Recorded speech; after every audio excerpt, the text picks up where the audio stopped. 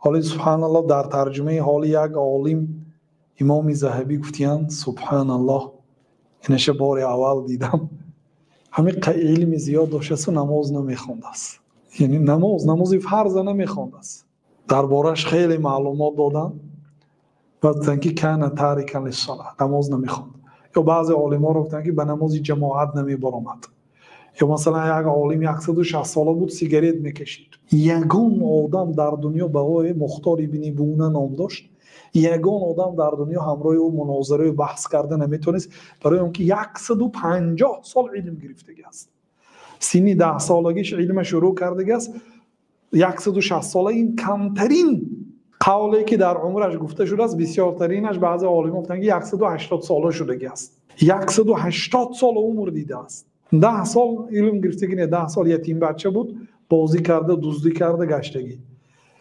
از 10 سالگیش طلب علم شروع میکند و بیمار نمیشد، همین جوان چقدر کتاب میخواند و حفظ میکند تا 180 سالگی همین خیلی علم میگیرد، سیگارت میکشید میکند. اگر یگان عالم، دیگر عالم چند ساله هست که دلخواه عالم بیارید 60 ساله 70 ساله باشد 80 ساله، الکی عالمایی که 80 ساله میشد حاضر جواب نمیشد، گوشش نقص کار نمیکند، سخن ناز نمیشند، برو گپ زده نمیتوند، زبان سخنش برو نمیبراید، یعنی یگان آدم همراهش جدال کرده نمیتونست در مسئله سیگارت علل خصوص. و سیگارت نه ور آمده بود، این قصه تقریبا 400 سال پیش این در کشور موریتانیه حاضره، موریتانیه در بلاد شنقیط، این عالم سیگارت میکشید است در ابتدای برآمدن سیگارت و سیگارت حلال میدانست است. کسی اگر همراهش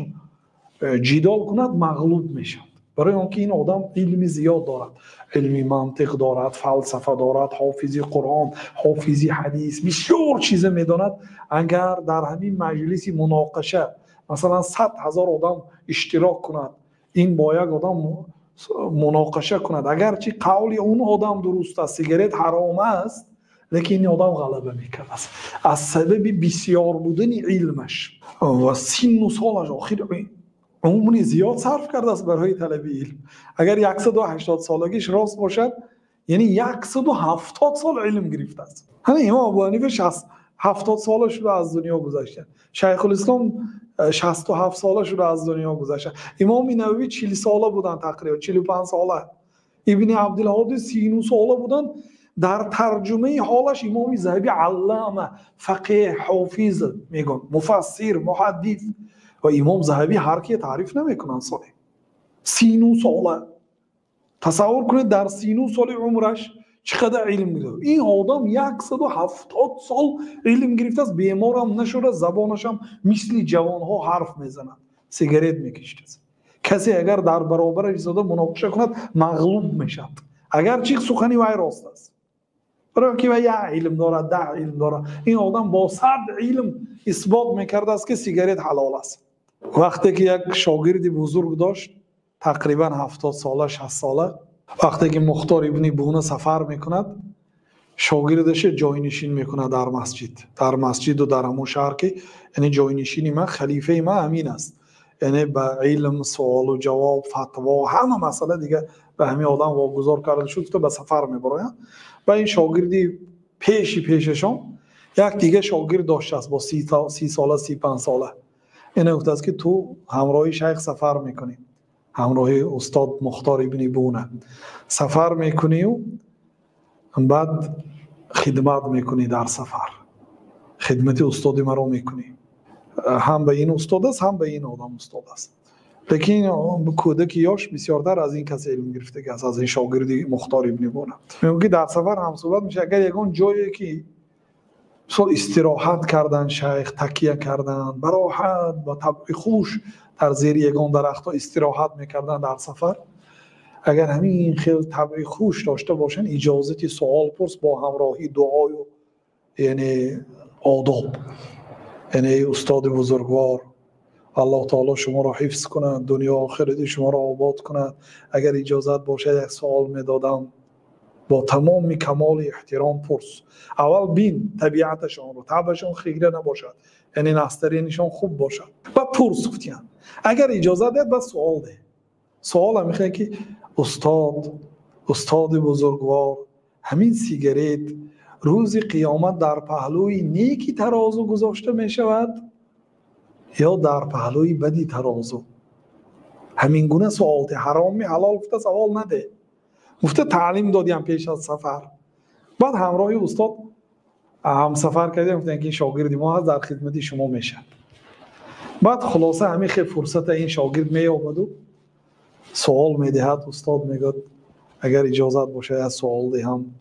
بعد اینکه دعای و ثنا میگد و استاد اجازت میده، میگد که استاد بزرگوار، همین سیگارت روز قیامت در پهلوی نیکی یعنی روز قیامت دو تا پهلوی ترازو دارد. هر یک آدم گناهاش در یک پهلوش گذاشته میشد، ثوابهاش در یک پهلو. سیگارت به کدام این دو پهلو گذاشته میشد؟ سوال ده میگم با تمام آداب و اخلاق زیبا. وقتی که سوال میدهد مختار ابن بونه میگم که این سوال تو نیست. میگم یعنی فهمی تو با آماده کردنی چون این سوال نمیرسد.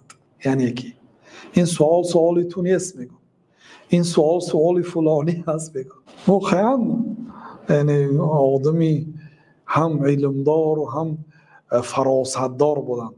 اتقی فراست المؤمن فانه ينظر بنور الله. از فراست مؤمن ترس و با نور الله نظر میکند. گفتن که این سوال تو نیست، این سوال فلانی هست. گفتن بله راست گفتید استاد، این سوال فلانی هست. بعد گفتن که سیگارت روز قیامت در پهلوی ترازوی بد گذاشته میشه. گفتند و دیگه سیگارت ترک کردن. یعنی مقصد چی؟ مقصد یعنی بودن عالمایی که یگان عیب داشتند. بعضی عالما واقعا عالم است لیکن حسدش نمیماند که یک عالم دیگر همه وقت غیبت کرده میستند. عالم است یعنی نماز شب دارد، شاید علم دارد، تقوا دارد، ولیکن در مسئله حسد نمیشه. یا بعضی حرامخور هست، این پول که آمد به قول یک آدم دو دسته میگیرد، حرام است حلال است، منبعش نگاه نمی کند. یعنی بسیار عالم ها جهتی کمبودی داشتند. مثلا امام ذهبی وقتی شیخ الاسلام را رحمت الله علیه استادشان را ذکر کردند، او هم آدم بود، پیغمبر نبود. گفتند او معصوم نبود، از گناه معصوم نبود، گاهی غضب مفرط داشت. گفتند یعنی شیخ الاسلام تو غضبی سخت میکردیم. یعنی جهت های منفیشون هم ذکر کردند.